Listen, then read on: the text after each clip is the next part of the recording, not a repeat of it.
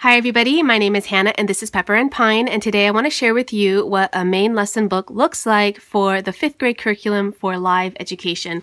This is a Waldorf curriculum and I have a complete review and overview of this curriculum, and you can check that link at the end of this video. And today I want to share with you what our main lesson books look like. So this is over the course of many years and several children, and because I didn't do everything on the chalkboard, I actually have a main lesson book for myself that I use to do as an example so that my kids had something to copy. So the curriculum comes with about 8 or 9 different main lesson blocks for 5th grade, and the majority of them are ancient history. You have a variety of different time periods and different locations, and then you also have a block on geometry and then also a main lesson block on botany. So let's start with ancient India. So this book is the main lesson book that the teacher will use in order to prepare the lessons. The lessons are generally oral. They do come with a beautiful artwork that you can use for your own artwork, or you can do something completely different. It's very easy to follow, but it is time consuming. Main lessons usually take up to 2 hours a day. They're also a little different than unit studies, but we have kind of altered them a little bit because when we have, or if anybody has multiple children in their homeschool, it gets to be a little bit time consuming to do a main lesson with each of them according to their grade level. And then the curriculum also comes with some lesson activities, and occasionally there'll be some narration or dictation exercises that you can do. Now for this particular one, because the artwork in the book was so beautiful, it had a lot of watercolors, what we decided to do was to make ours all about, or to use watercolors for our art.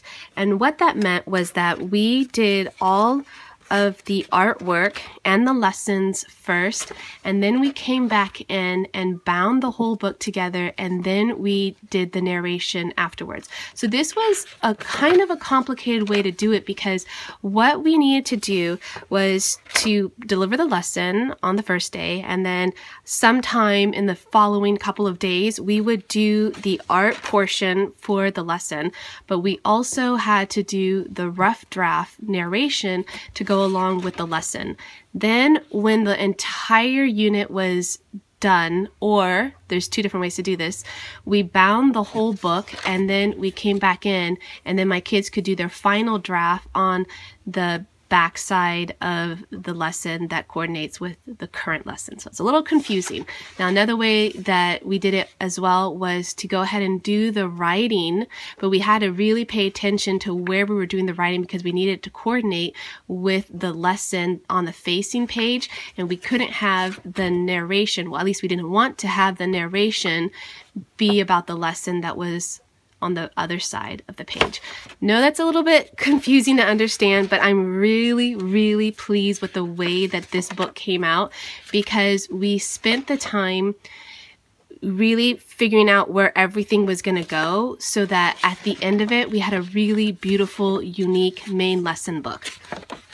All right, so this main lesson book was from at the time, I think he was in 6th grade, possibly, and I'm pretty sure he was in 6th grade. He could have been in 5th grade. I'm sorry, this was years ago. And this is for the 5th grade curriculum, or for 5th grade. But in a Waldorf school, the grades are a little bit different than traditional grades, and so you could be traditionally in a 6th grade class and be in like regular public school, but doing the 5th grade work in a Waldorf school, because we tend to start the school in 1st grade at age 7 versus age 6. I want to quickly show you the work that my younger son did alongside with my older son, because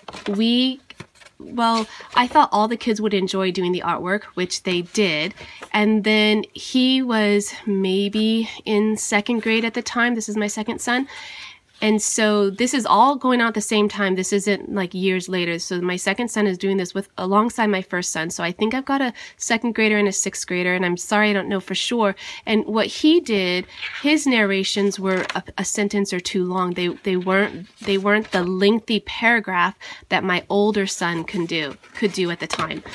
but the artwork was, really similar. For second grade, I think he did a great job. And this part is really enjoyable. Whether you're really focused on the lesson itself or not, it's just really nice to do the artwork as well. This book is my toddler at the time. Well, he was 4, 3.5, 4 years old. And he wanted to do the artwork too. And so I went ahead and bound his book when he was done, and he was really pleased with this. But if you can tell, they're mostly just beautiful colors, just kind of all blended together. But this is really real life. When you're homeschooling multiple kids, you're going to have to just kind of meet the needs of all of them kind of in a unique and creative way. And this is what we did. He went ahead and had his book. There's no writing, of course. He's only 4.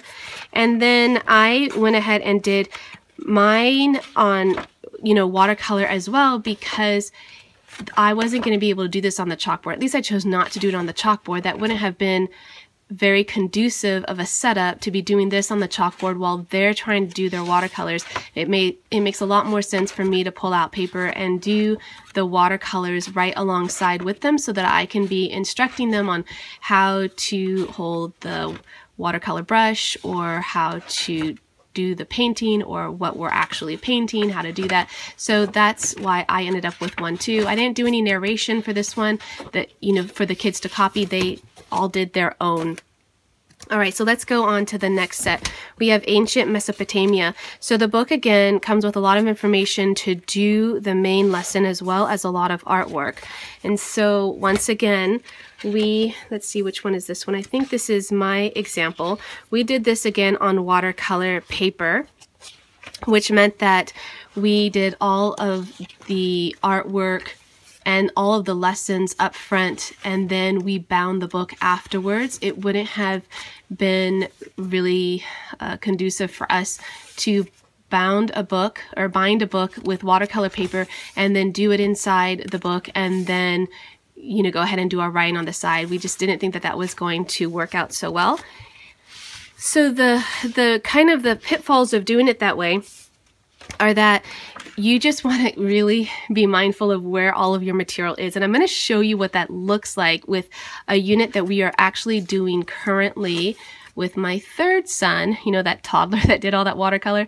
Well, he's in 5th grade now, and we are working through the botany main lesson block, and we decided to bind our notebooks at the end of the unit, which means that we have a lot of loose paper, and that needs to be kept track of so that you're not losing all the artwork that you do, as well as any of the written narration and dictation that you're doing. So this was the work of my then 5th or 6th grader for Ancient Mesopotamia. And then my 2nd grader, at the time, this is his work, and I thought he did really good. I'll tell you something. At the time when I was working with the kids, I was like, maybe the writing wasn't as thorough, or the drawings weren't that great. But in retrospect, I think they did fantastic. And I think that's kind of what you need once in a while, is a little distance from their work, because now that I look back on it, it's actually inspiring us to do more of this kind of work these days. Because last year we didn't follow the curriculum all that much. We did a lot more with unit studies. And looking back on all of these main lesson books, it's really kind of motivating us to get back to the actual curriculum. This is the ancient culture of Persia. Again, the setup is really similar for all of the ancient history main lesson blocks.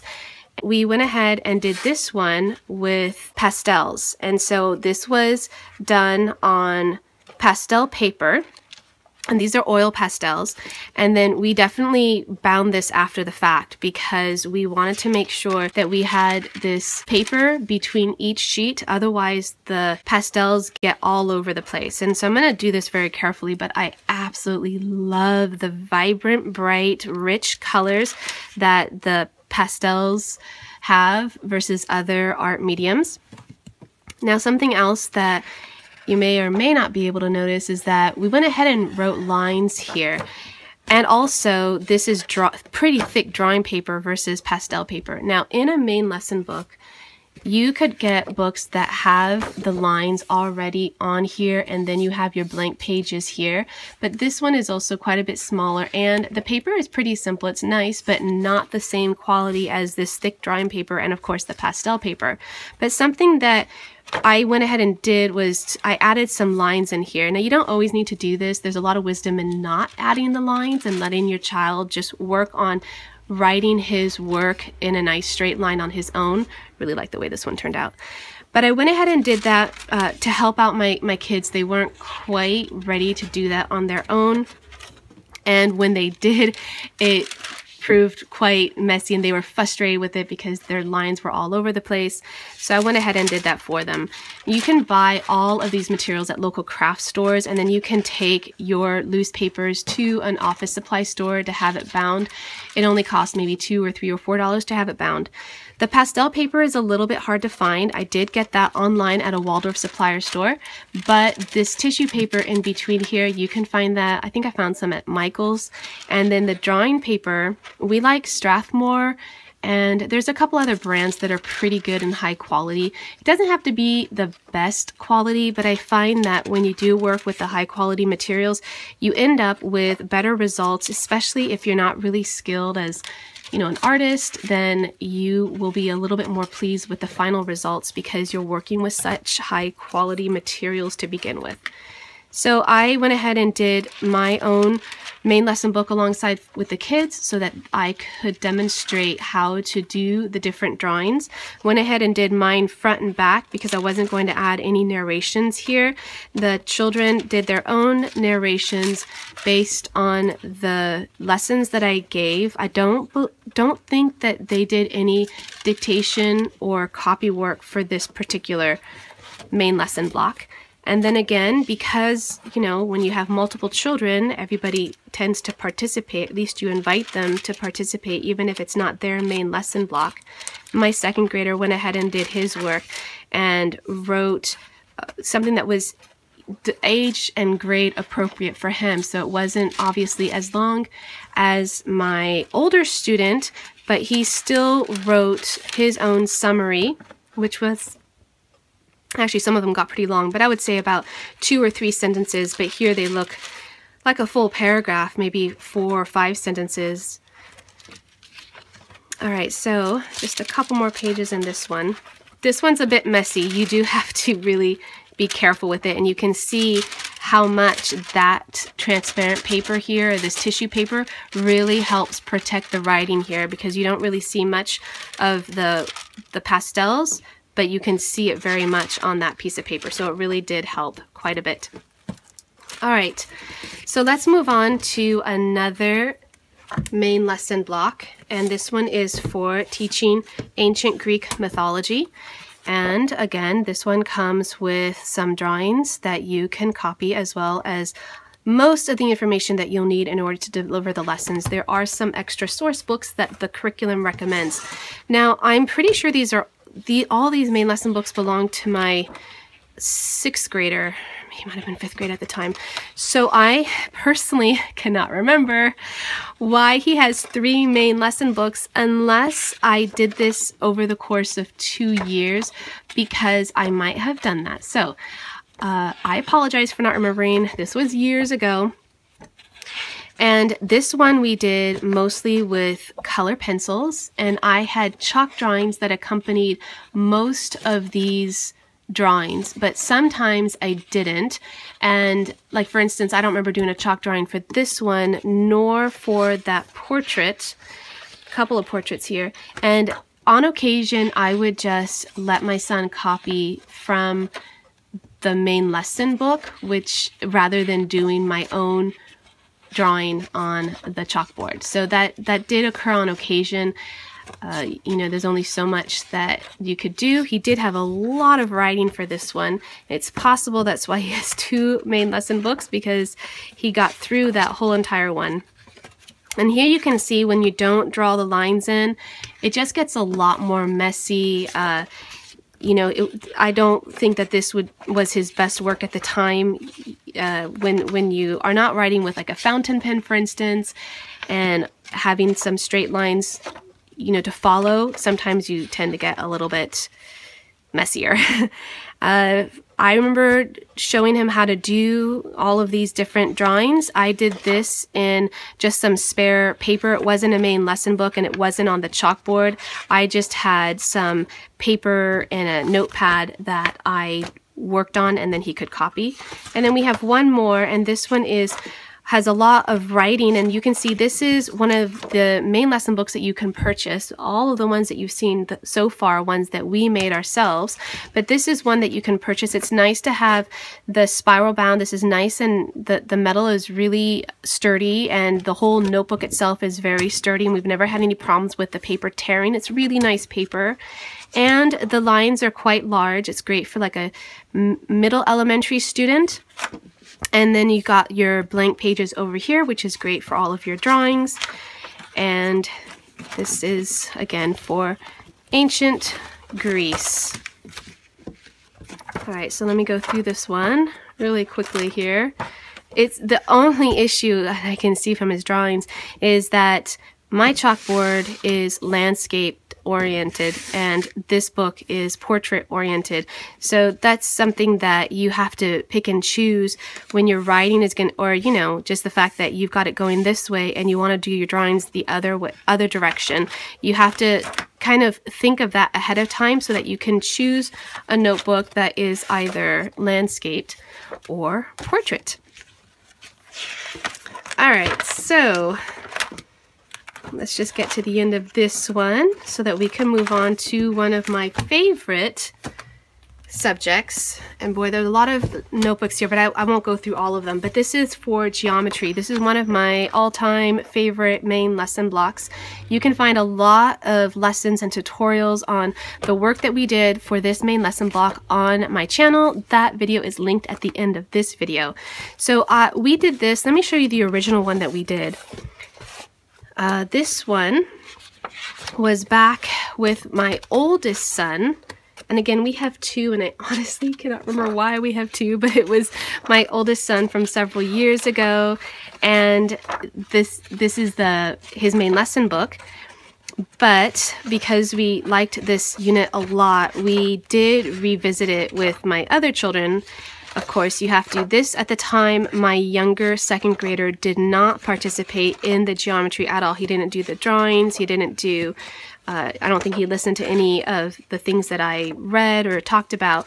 So this was just for, at the time, my sixth grader. Ooh, that is a cool project. Look at that. And I love all the art and the color and the design. It's super beautiful. Okay, he also has another one. This one has a lot more with the angles and the triangles, and I have tutorials on how to do this one, the cascading triangles and the mandala and the pyramids and all these things. It was a really beautiful main lesson block, so different than the typical way that you would do geometry. Eventually you will add all of the numbers and the math and the theorems and the proofs into your geometry, but it wasn't at this stage. It wasn't in 5th grade. That came much later, and that's primarily because of the approach of the curriculum and the stage of the child being 10, 11, 12 years old. At this point, they're still in the emotional stage and the feeling stage of their development. So you want the material to reflect that development as well and have it touch the emotions rather than the mind at that age, because you'll have time for that later for sure. So this is what we did when we revisited this unit with, let's see, this would make an 8th grader and a 4th grader. This was last year, so my second and my third son. And we chose, you know, it's the same material, but a slightly different approach. We did a lot more with watercolors and hands-on things that we could manipulate, and then we put into our main lesson. Like, these were things that we watercolored first, and then we cut out, and then we arranged, rather than just drawing it directly into our main lesson book. So both approaches are great. I mean, I enjoyed them each time that we did it. Now this one says math versus geometry because I didn't intend for my 4th grader at the time to participate, and he participated even more than my 8th grader did. And he enjoyed this so much, he would come back in and do multiple projects. He did this one, the division of the circle, or the sections of the circle multiple times, and he really enjoyed it, and that was great. So he has now a geometry main lesson book rather than just a math main lesson book. And of course, we'll revisit this again for him as well. The last one I want to show you is the botany. This is also one of my absolutely favorite main lesson blocks. And we have a botany main lesson book back when my first son did this years ago. And I have chalk drawings, not on my channel anymore, but at the time I did chalk drawings for each one of these lessons. And then he did this into his main lesson book as a pencil or color pencil drawing. And this was great. This was lovely at the time, but we decided to take a slightly different approach this time around with the botany main lesson block. And this is what it looks like when it is all loose and still needing to be bound, because we decided to do this with different artistic mediums. We have color pencils and watercolors. We also have some pastels in here as well. And then we really got into the watercolors, and so we did a lot with the watercolors, and we really enjoyed that. We didn't use Stockmar for these. We mostly used the Distress inks, and they are by Tim Holtz. This is the Distress re-inker, so it's liquid, but otherwise we used the ink pads, and we really enjoyed doing this main lesson. We're not quite done with it. We just have a couple more lessons to do before it's done, and then once it's all done, then we'll go ahead and we'll bind this. This includes my work as well as my now 5th grader, my third son who's in 5th grade, his work as well. I do have a couple of chalk drawings, but I found it a little more difficult to do some of the work as a chalk drawing, so I went ahead and just did my own sample alongside with him, which was enjoyable for me and enjoyable for him, and I really liked the way that those ones turned out. So the last thing I want to show you, by the way, this is the introductory book for the whole of 5th grade, but there's one more main lesson block, and that is the culture of ancient Egypt. And I know that we did this, and we definitely have main lesson books for this, but I simply can't find them. So if I find them, you'll be able to find a link in the description box below that will take you to my website, and I will show you pictures or another little additional video to show you what the main lesson books look like for ancient Egypt. Well, look at this. I found the ancient Egypt main lesson book, and so I'm inserting it here into the video so that you can take a look at it. And this is what my son did for ancient Egypt. It's a lot of writing, a lot of art. He went ahead and drew his own lines in for doing his narration. Typically, you wouldn't have that, but he went ahead and did that so that he could have his writing be a little bit straighter. So that is the ancient Egypt main lesson book. Again, it comes with all the information that you need in order to present these lessons, as well as that beautiful artwork. All right, so if you have any questions about this curriculum, you can leave them in the comment section below, and I hope that you enjoyed taking a look at my children's main lesson books.